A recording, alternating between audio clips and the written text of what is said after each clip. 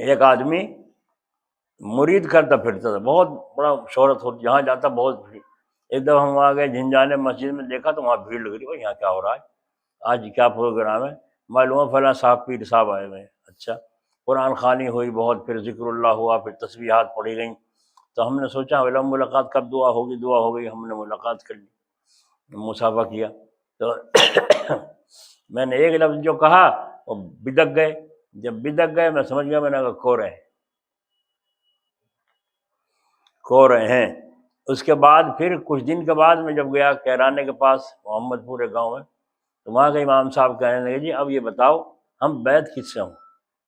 میں نے کیوں، کیا بات ہوئی؟ تمہارے پہلے پیر کون تھے؟ فلاں تھے۔ میں نام نہیں لوں گا پورا، کوئی سے کو شک ہو، تو انہوں نے کہا فلاں تھے۔ میں نے کہا پھر کیا ہوا ان سے؟ کہنے لگے کیا بتا، ہمارے تایا کی لڑکی بھی مرید تھی ان کی، اور جب آتے ہو میں تو اسی کے ہاتھ کا کھاؤں گا، اس کے ہاتھ میں بڑا نور ہے، اسی کے ہاتھ سے پکواتے کھاتے، یہاں تک کہ تعلق بڑا، آتے جاتے وہاں جا کو جانے لگے۔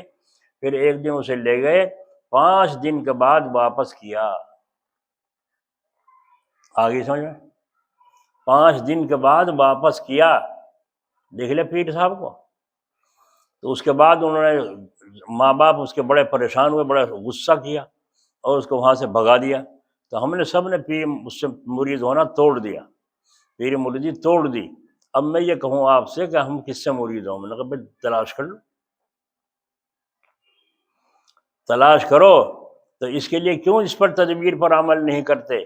اسی لیے ہمارے حضرت جلال آبادی رحمۃ اللہ علیہ جلدی سے مرید نہیں کرتے تھے، بلکہ فرماتے تھے تم ہمیں دیکھو ہم تمہیں دیکھیں، اور دیکھتے رہو، چلتے رہو، اور تعلیم یہاں سے ملتی رہے، اس پر عمل کرتے رہو۔ میں تمہیں جانچتا رہوں کتنی پابندی کرتے ہو، تم مجھے جانچتے رہو کہ کتنا ہماری اصلاح میں فکر ہے۔ بیعت ہونا تو دیکھا جائے، یہ تو بیعت ہے، تعلیم اصل ہے، ہاتھ میں ہاتھ پکڑ کے اور جھول کے اور بیٹھ جاؤ گھر، اس سے کیا فائدہ ہوا؟ ہم نے دیکھا حضرت کے یہاں ایک تھا سٹھلا غوان پور کا ایک لڑکا، پٹھان کا، جو میں جب وہاں گیا سٹھلے تو ملاقات ہوئی، بات چیت ہوئی حضرت کے مطابق، تو وہ جلال آباد گیا، پھر ایسا عاشق ہوا حضرت کا کہ وہیں جانے لگا، رہنے لگا خانقاہ میں، کبھی 3 دن، کبھی 8 دن، کبھی۔ ایک دن جو میں نے دیکھا، کالر کی قمیض ختم، بڑے پائچوں کا پاجامہ ختم، کرتا اور شلوار پہن رہا ہے، سر پہ گول ٹوپی ہے، چہرے پہ داڑھی ہے۔ میں نے کہا کیا حضرت سے بیعت ہو گیا؟ کہنے نہیں تو بیعت تو نہیں ہو، اور ابھی تو آنا جانا ہی ہے،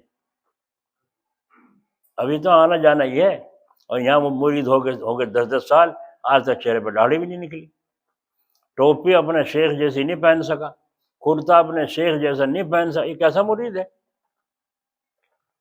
کوئی ادا اس کے اندر شیخ کی نہیں ہے۔ تو حضرت فرماتے تھے میں یہ دیکھتا ہوں مناسبت ہوئی کہ نہیں ہوئی۔ مناسبت کہتے ہیں میرا دل تم سے ملے، تمہارا مجھ سے ملے، یہ ہے مناسبت۔ آ رہی آواز؟ میرا دل تم سے ملے اور تمہارا مجھ سے ملے، یہ ہے مناسبت۔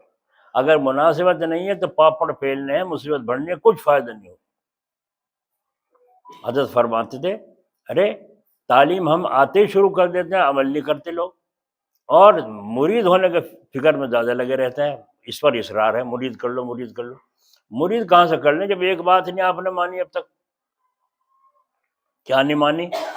میں نے یوں کہا تھا دیکھو بھائی، غصہ پاس نہ آوے، بس غصہ پاس نہ آوے، تو بیوی پہ تمہارا غصہ، پڑوسی پہ تمہارا غصہ، بھائیوں پہ تمہارا غصہ، اولاد پہ تمہارا غصہ، تو تم نے غصے پہ کیا قابو کیا؟ ایک آدمی کہنے لگا حضرت دعا فرما دو، آدھا قرض رہ گیا۔ تو حضرت نے فرمایا اچھا، آدھا بھی قرض ادا ہو جانا چاہیے تھا، اب تک کیوں نہیں ادا ہوا؟ کہا جی پتہ نہیں، کام میں لگ رہا ہوں، دعا فرما دیں۔ اچھا غصہ تو نہیں کرتے تم؟ کہیں جی غصہ تو بہت آوے، غصہ تو مجھے بہت آوے۔ تو حضرت نے فرمایا اچھا بہت آوے، اچھی چیز ہے نا غصہ، اچھی چیز ہے نا؟ وہ سمجھا کہ اچھی چیز ہے، اچھی ہے، کہاں؟